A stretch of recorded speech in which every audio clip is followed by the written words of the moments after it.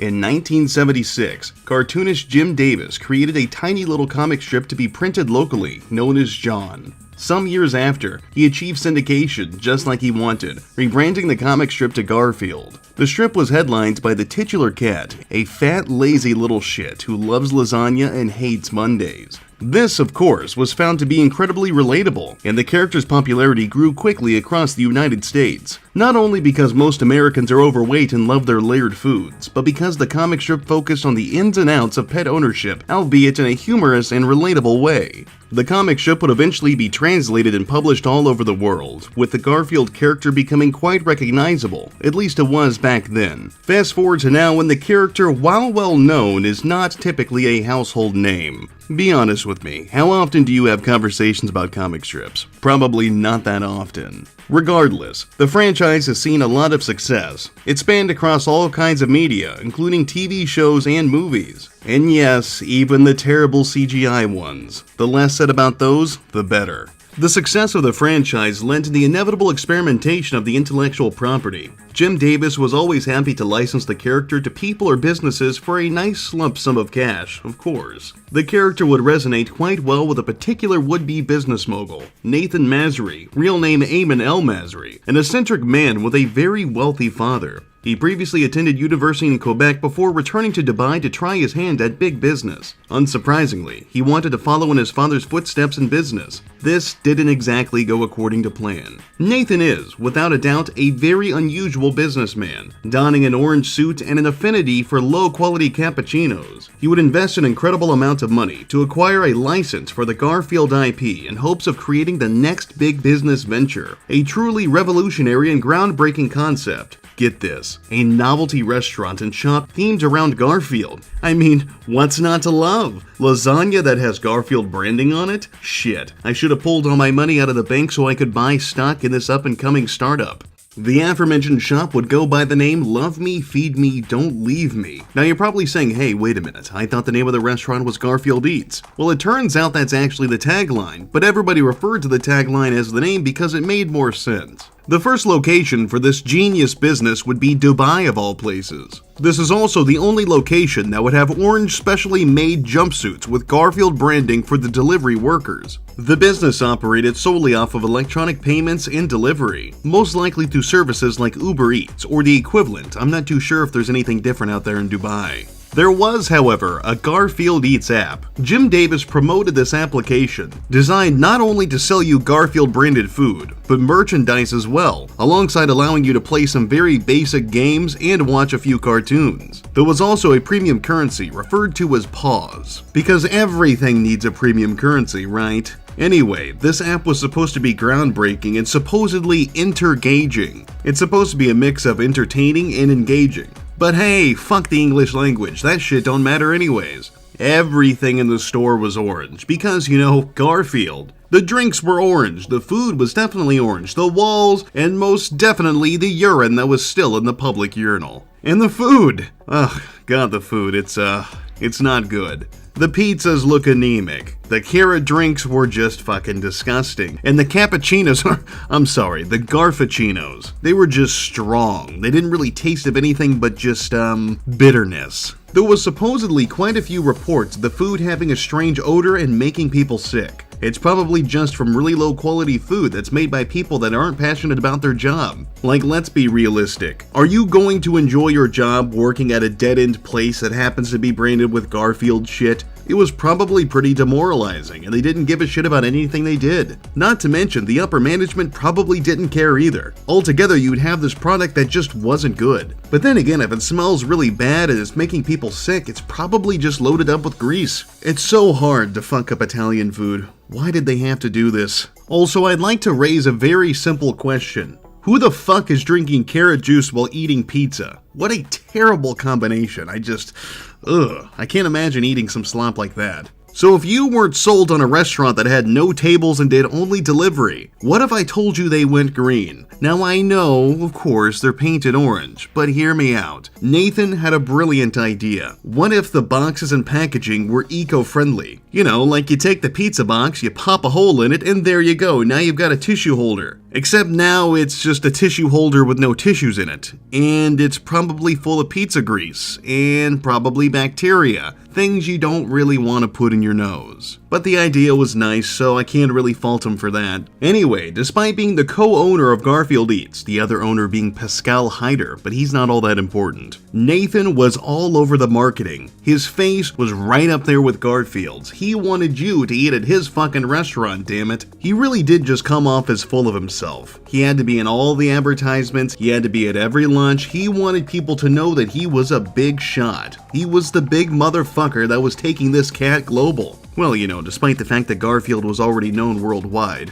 there's a good chance he might have been playing a satirized version of himself, a character if you will. But with just how aggressively he's been doing this, and for how long, I would say he's probably not playing a character. That or he's the best method actor we've ever seen. He's dedicated to his role. The reason why I don't think it's 100% legit is because if people would leave negative reviews, he'd usually either pay to have them removed or respond to them himself. His responses would always accuse people of lying in their reviews, saying that it's a targeted harassment campaign or a bunch of trolls on the internet. What kind of sensible businessman would do something like that? You're not going to entice them by yelling at the people that disagree with you.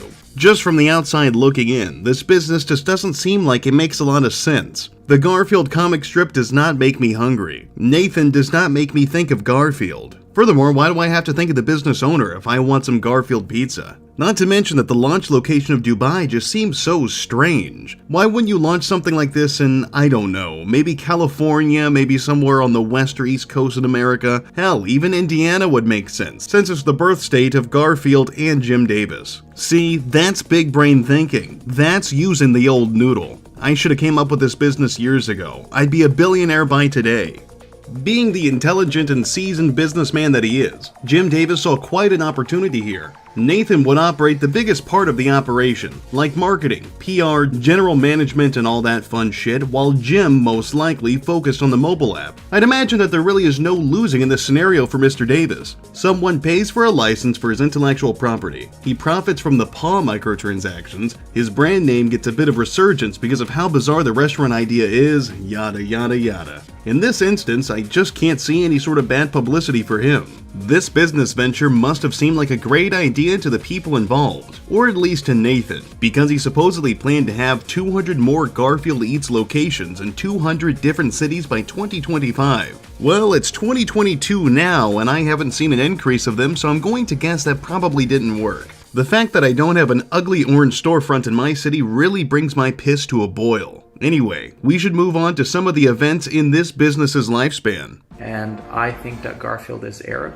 Chinese, American, French. The Toronto storefront, which may have actually been the most infamous location for GarfieldEats, had its soft opening on June 21st, 2019, with the actual launch on the following day. This specific location would be the most notorious and receive the most coverage from online news sources and interested individuals on the internet. The internet loves fat cats, so why wouldn't they love this? The Toronto location was immediately blasted with scrutiny by people who tried the food due to their morbid curiosities. Social media influencers and content creators went out of their way to try the disgusting slop that Nathen just shit into their to-go boxes. And unsurprisingly, the overall reception to the restaurant was somewhere between negative and incredibly confused. Nobody seemed to get the place. Nobody understood why Garfield had to be attached to such mediocre food. Online reviewers that had controversial things to say would find themselves being ridiculed by Nathen in the replies, or the reviews would just magically disappear. People noticed this and hammered down on the business even harder, which quite frankly I think is deserved. On July 9, 2020, a press release was put out by the Ontario location that encouraged struggling businesses to flip, or rather desecrate, their properties into new GarfieldEats locations. This was supposedly to save the businesses and spread the reach of the comic strip character. I don't understand how this was supposed to help anybody when the locations that already existed certainly weren't doing as good as Nathen had hoped, but he's too prideful to admit that. However, the release did mention that a majority of the profits come from the merchandise rather than the food, which seems kind of counterproductive for, you know, a restaurant. GarfieldEats Ontario flipping most closing restaurants. Look into the abyss no more. Garfield to the rescue, one lasagna at a time. On behalf of GarfieldEats, co-founder Nathen Mazri announces today that the company will be looking to take over any troubled pizza restaurant or other restaurant/ghost kitchens hurt by COVID-19, given the increasing number of shutdowns in Ontario. GarfieldEats will take over all qualified restaurants across Ontario territory, from rebranding to operations. The restaurant owners may be hired if qualified to operate the newly flipped GarfieldEats business in order to keep their jobs and livelihoods. Nathen says, "Jim Davis always told me to take care of the cat and the cat will take care of you, but it seems the cat will be taking care of the fast food and restaurant industry entirely. It hurts me to see the entrepreneurs, especially young ones, lose their dream business or jobs in this shifting, uncertain industry, and Garfield and I want to help." GarfieldEats has embraced the shifting mobile cluttered app economy by developing their own Garfield apps to watch, play, order, and collect, and much more, calling it an Entergaging experience than traditional restaurant apps where you order and check out only. They only have the digital infrastructure to meet the new industry tech trends of today and actively researching and partnering with food preparation robotic companies. The cat is far ahead than many other restaurants. The main revenue generator that drives the food sales are the merchandise. No other restaurant like Garfield can appeal to the customer in regard to merch, which bring their average ticket sales to about $55 rather than $15 like McDonald's and other traditional fast food chains from the 50s. This strategy has saved the company during COVID-19 according to Pascal Hayter. On May 20th, 2020, the landlord of the Toronto location locked everybody out of the store because of rent issues. Mazri pushed out a press release on May 22nd titled "Unempathetic Landlord Locks Our Favorite Cartoon-Themed Restaurant During COVID-19. A Canadian Landlord Destroys Young Entrepreneurship." Basically, it was just Nathen stroking his ego and flexing his irrelevant social media following. The landlord is also painted as someone who just fucking hates Garfield. GarfieldEats, world's first Garfield-themed restaurant known for Garfield-shaped pizzas, big lasagnas, and Garfuccino coffee in Toronto, with a pop-up store at 995 Bloor Street West that is turned into a nightmare for the beloved cat and the young founder Nathen Mazri, who is also a social media influencer in entrepreneurship with over 115,000 followers and advocates against homelessness. Garfield has entertained the world for 41 years, and a heartless landlord has shown no form of appreciation for the beloved cartoon. How could he possibly claim to be an influencer when most people have no idea who he is? Nathen is only known for the GarfieldEats restaurants, and even then, most people haven't even heard of that shit. This is more of him just trying to measure his cock for everybody to see, as if anybody actually cares. There you go, bravo. That's people's ambitions. Licking asses, licking holes. Lastizi. That's what people look.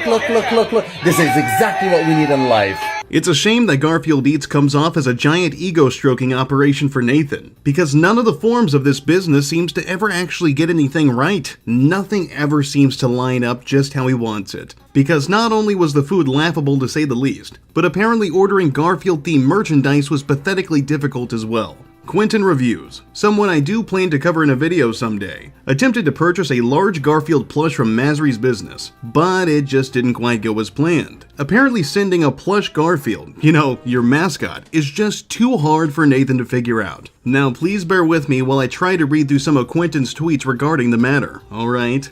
I bought a big Garfield plush from GarfieldEats, personally talked to their CEO about getting it delivered, fought for weeks to get it delivered, and it's sand. There's nothing in the box but sand. It's like sand for a child's castle playset. What the hell? Yo, what the fuck? GarfieldEats replied, oh, this is a wrong shipment made by UPS. As you can see, the weight registered is 59 pounds. Your sand is 25 pounds. Nathen Mazri called to inform you of the status out of courtesy. Nathen got an apology by UPS at 6:30 p.m. EST. You also did get merch from us before. I just got off the phone with GarfieldEats, and the wonderful woman who I've been working with was so puzzled and confused. So according to our tracking, your package arrived. What is your problem with the order? It's sand. It's sand? Yes. It basically ended with her saying, "I'm gonna have to call you back." And then GarfieldEats just showed off a Garfield plush they had, and Quentin quote tweeted it saying, "Feel like shit, just want my boy." I'm starting to think he might have a little bit of a proclivity for Garfield.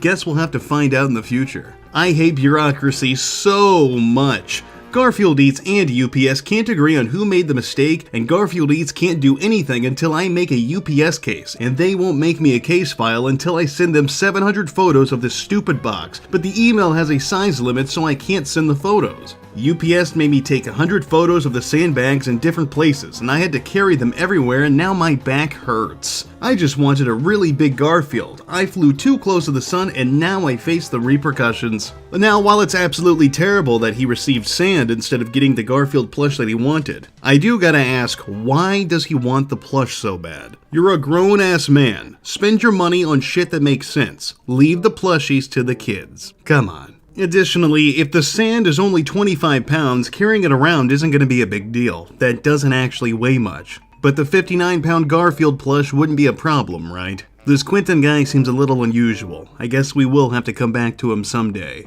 But alas, even with all the problems we mentioned, Nathen was dedicated to his business. So dedicated that when the Toronto location finally closed, he was still going to keep fighting and pushing forward to keep his baby alive. GarfieldEats was going 100% digital, a fully electronic storefront, an online Garfield food and merch surplus store. The internet loves cats, and Garfield is a cat too, so surely this will work out, right?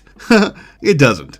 I encourage you to come by McDonald's and buy an order of fries. It's called... I encourage you to open the fucking province up and stop eating fries. Look at yourself, for God's sake. So we can all go back to McDonald's and eat just like you. GarfieldEats closed its storefront last Monday. We hate Mondays anyways, but aggressively continues with its e-commerce operation selling merchandise and frozen big cow lasagnas, only which you can throw in the oven anytime, removing all other menu items and specializing in lasagna, one popular product everyone loves. So has Garfield since 1978. The restaurant wrote in a press release, "No landlord can take that recipe away from us. Who needs another brick and mortar anyways? No one is looking to open up, but rather work digitally and smarter." Well, that's okay. I'm sure everybody's just gonna be so fucking happy to get their Garfield shit delivered right to their door instead of going out and commuting and actually helping their local economy. This online store would continue for a while until the new owners of Garfield, Viacom, who acquired the orange little shit back in 2019, stopped correspondence with Nathen. From what I understand, and bear with me because I'm not 100% sure of this, the owners of the intellectual property were incredibly distant with Nathen, refusing to talk to him or leaning on to him for a change of business practices in some way. Nathen, despite being the brilliant man behind the Entergaging electronic storefront, just couldn't keep up. He closed the virtual doors when the pressure became too much for him, and he made a video giving a farewell to GarfieldEats in a rather passive-aggressive manner.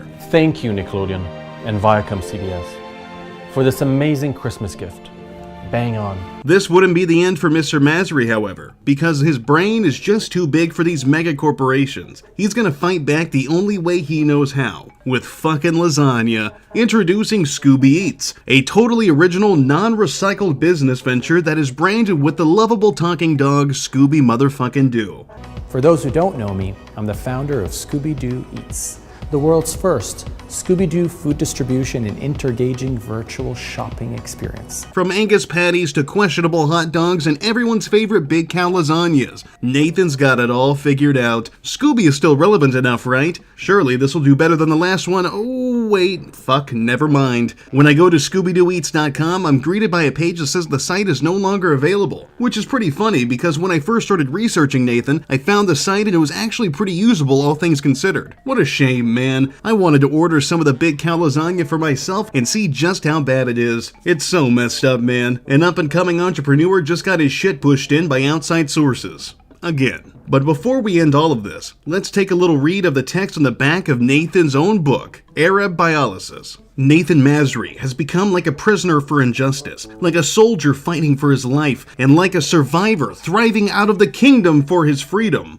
All Nathen wanted was to feel alive. Nathen, a young Arab-Canadian man, is leaving Laval in the French province of Quebec with his family to settle in a soon-to-be-discovered a tyrannical kingdom of Arabia in the middle of the desert, sinking his soul in monotony, an unspoken epidemic, and defeated by suppression for over 12 years of his life, lingering with broken dreams, scoliosis, sexual identity crisis. bipolar disease, and the struggle to claim true elusive love. The most shocking revelation never been told before. Destiny is all-knowing, all-mysterious, putting Nathen's will to succeed and survive as a thinking species rather than a feeling species into test. This self-help memoir will empower you with the laws to self-reflection, self-awareness, and self-introspection involving critical thinking even under the most suppressed circumstances, as these are the golden keys of life. The evolution of science and technology has unfortunately turned the Homo sapiens from a thinking species into a feeling species. And the book, of course, was published by Author House, which prints pretty much anything. If you have enough money in a book, they'll print it, no problem. But I think that's going to be the end for today's video. If you like what I do, leave a comment, rate, and subscribe. If you want to support me in a more personal way, you can check out the Patreon link and the Teespring link in the description. I've got new merch available, including new stickers and masks, and more are on the way. But as always, I've got more content coming down the pipeline. But until then, I'll see you degenerates next time.